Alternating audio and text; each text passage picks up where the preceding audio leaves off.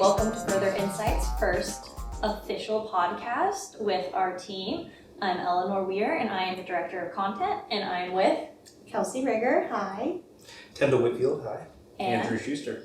All right, and so right now what we're going to do is talk about music festivals and how we delve into further insights from music festivals. If this doesn't work out as a marketing consultant, you should totally figure out how to be a radio host. You sound like NPR. Really, Answering phone calls, Do we'll put on my, very professional. All right. Cool. So the first thing we want to talk about is what data do we actually look at and why are we even looking at this data? So Kelsey, can you guide us a little bit with what data that we really look at for music festivals? Sure, absolutely. I mean, so like we look at everything, right? If it's a first time festival, obviously you're kind of starting from scratch. So usually I'll start with like looking at emulations, what have other successful festivals done that are, kind of on that same wavelength. But once we're really into the nitty gritty, looking at all the analytics, the ads, the web traffic, socials, ticket sales, if there are anything we can really pull from, like what have they been doing in the past, how did it work, where can we go from there? So that's kind of at a base where we start and try and move forward. And what is the number one piece of data that clients want to know about? Interesting. Well, for the clients that actually care, I would say ROAS 100%. I mean, to them, if you start just spewing out all these numbers, you'll kind of get the glaze. They just don't quite understand it, and that's okay. That's why we're there. So I think really getting the short and simple for them.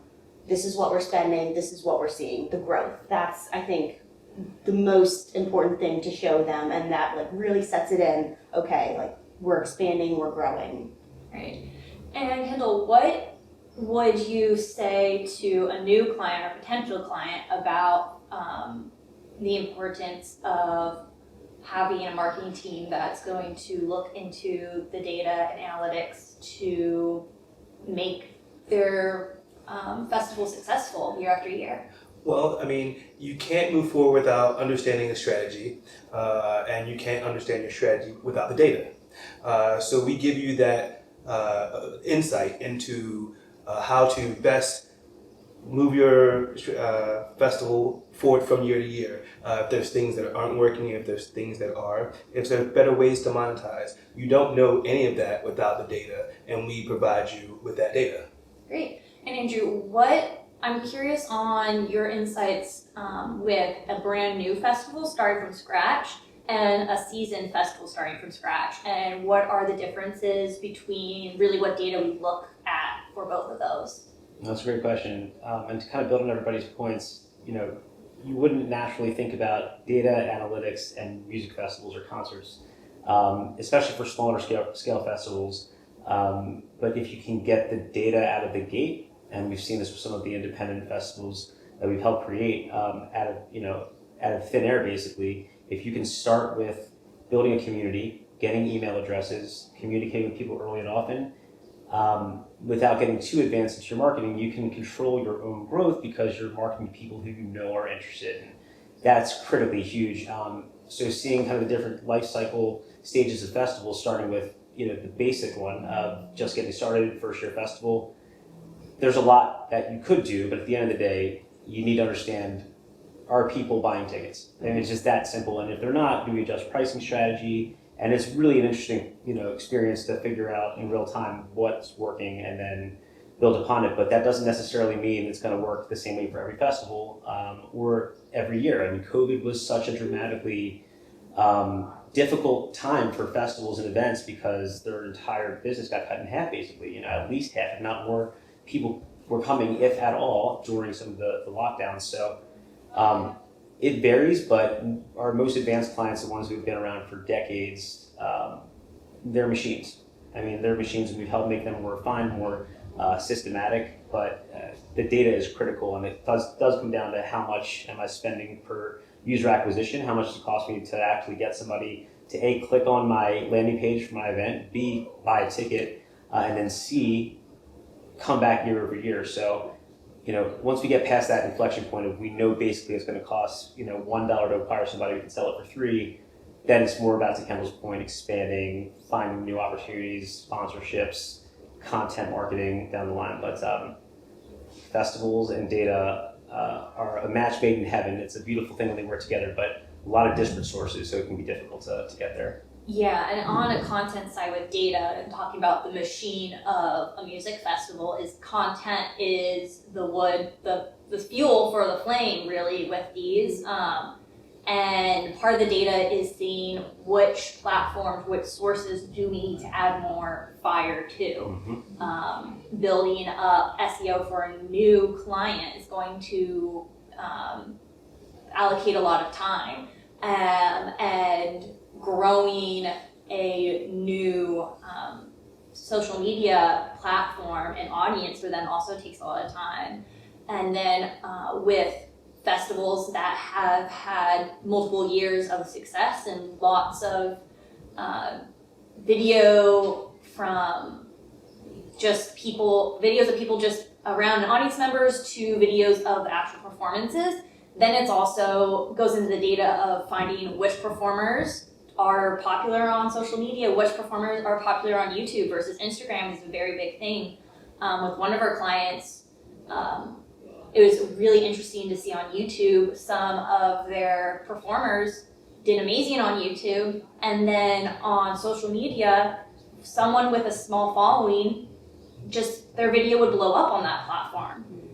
So there's always, with data, you can kind of start seeing that and really separating out different channels of where content's going to explode and which artists to use on which platforms. Like seeing bluegrass and Americana that's typically reserved for an older audience just crush it on TikTok, for example, was, I think, a pretty cool and humbling experience to us, because I don't think any of us understood the power of TikTok truly for our clients until then. Being a small festival, or regional festival, why would you need TikTok? It's for the kids, but just the ability to get distribution and reach by being ahead on these platforms, lots of your credit, and having that macro view of what's happening platform by platform, and then bringing that value to the clients directly, whether it be at a concert, 1-day festival, 3-day festival, it's powerful, it really is. And that's what you can say to a new client as well, is that when you're coming in, if you're doing something right, if you're getting the right performers for the audience that you want,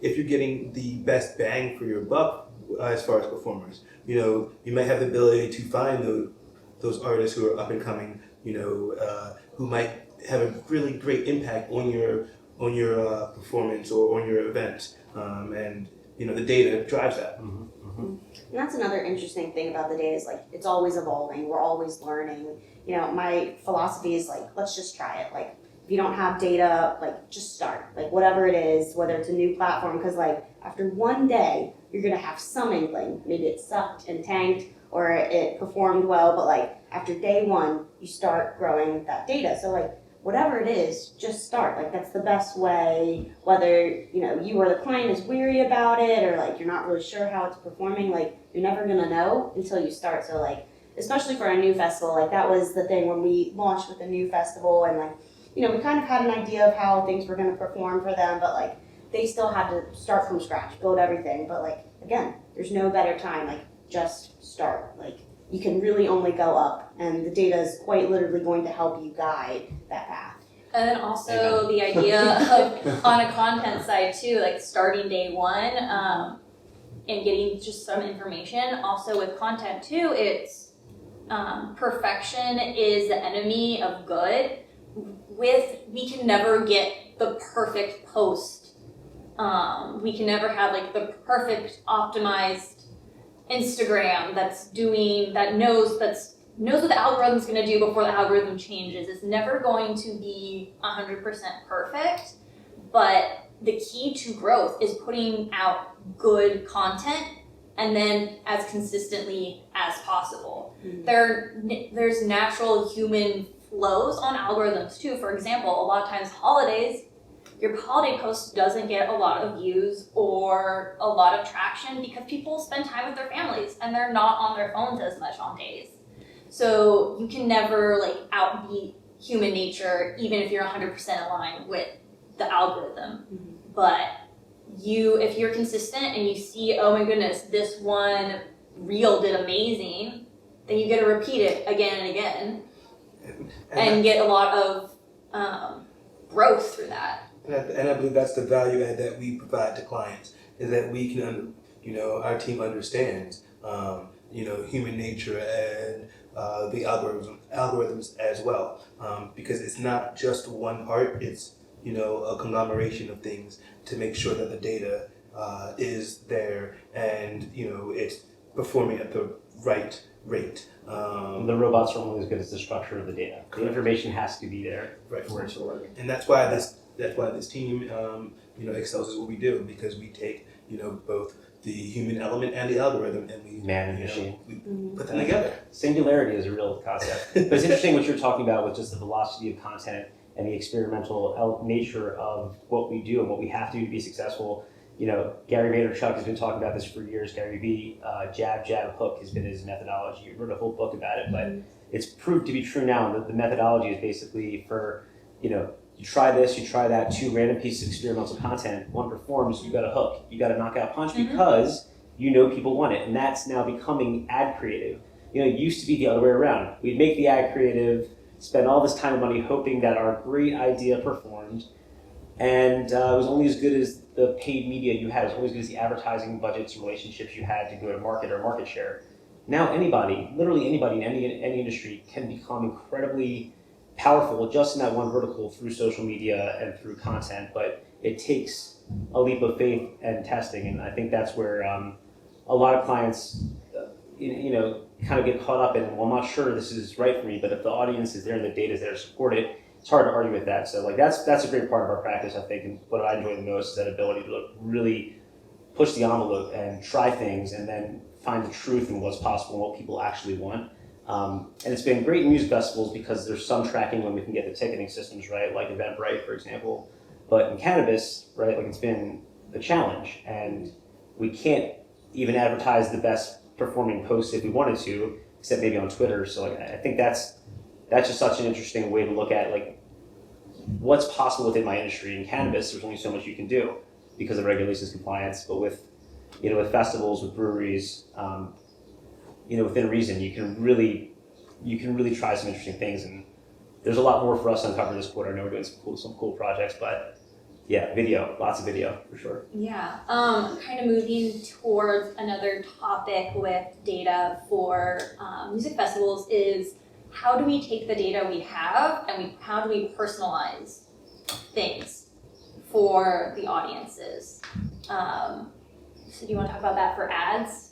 Yeah, absolutely. I mean, I think to start, it's who is your audience? You need to kind of understand who your audience is. So with one of our clients, we're coming up on year 2 of an ad spend, but we already kind of had this base of knowledge, which helped us, right? We ran the ad campaigns last year, but because we knew who our customers were, we knew what worked. They like video, they like, just the static photos, really kind of hyping people up. We kind of had, all the right pieces and what to and what not to build off of. So that was really powerful, and due to that, our ad campaigns this year way overperformed last year because, one, yes, we had this pre-existing data, but we had that knowledge and we're just able to say, all right, this worked, let's do more of that, this didn't, let's completely stay away from that. And in turn, we overexceeded all the sales that we had made last year. Yeah. I know with me with personalization, a lot of it has to do with which platform something is going onto. For example, a lot of the times we see with our clients that Facebook, the demographic is older than the demographic on Instagram. There might be some overlap, but that also informs what musicians we're going to highlight more of.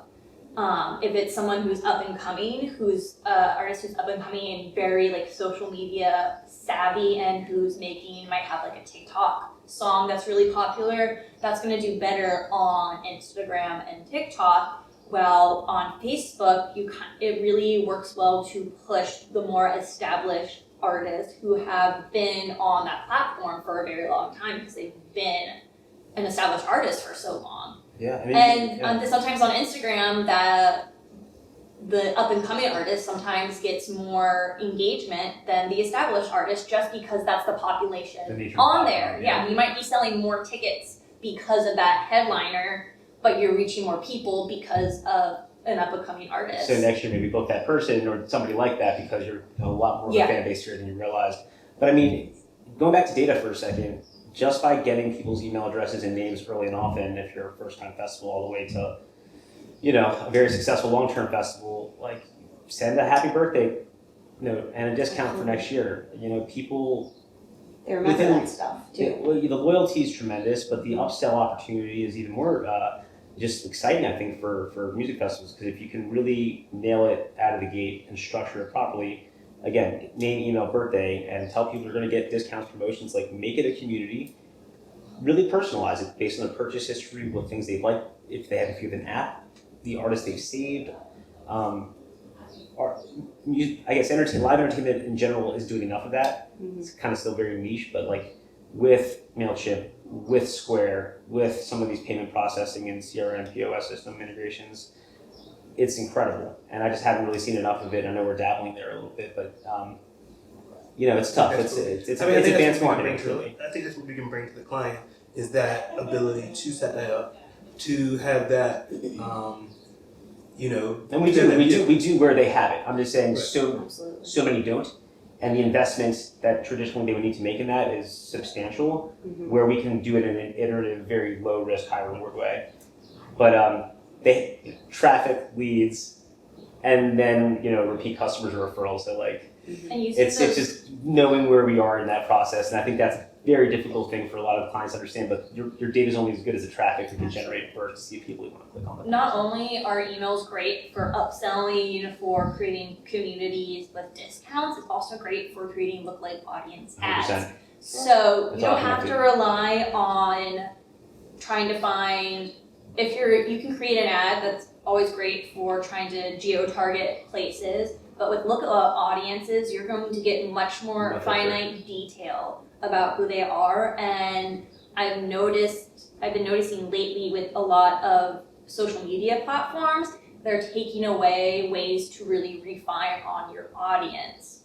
So having that lookalike data with critical, those yeah. emails is extremely powerful, because there are times when you can't get to that minute detail that you need to, and the lookalike audience is the key to selling more, is getting those ads in front of the correct people. With retargeting personalization now too, as advanced as it is on Meta and down the line, like that, when it's really working properly, we've seen like that data from your email performance becomes lookalikes, and then the people that either didn't click on the ad, or perhaps they're in a segment of your audience that just likes one type of music or food, like they start getting those ads, and Facebook's doing a lot of this automatically, which is great. But knowing who our audience is before we just say, here's a whole bunch of content, good luck. Like, it's a fine balance between just getting started and like really consciously thinking about the audience that we and client was talking to. So personalization is an interesting one, it really is. And you don't want to be spammy, right? Like, and that's I think where a lot of clients are hesitant to like kind of go into that personalization, like sending the happy birthday emails or like, hey, here's your 30% off. Like, nobody wants all those spammy emails. Like, we all get them, we all trash them. So Except for the birthday one, I do use those. well, yeah, of course. But I think a lot of clients are hesitant because, they don't want to just become automatic junk mail, which is valid. But I think there's a really sophisticated way you can do it while showing what your brand has to offer. And it's a fine line, but really getting those clients to take that step, it definitely pays off. Yeah, with one of our clients, email-wise, consistently their open rate is above 30%, even before announcing a new festival. Because it's the information people want. They Yeah. value what they're receiving.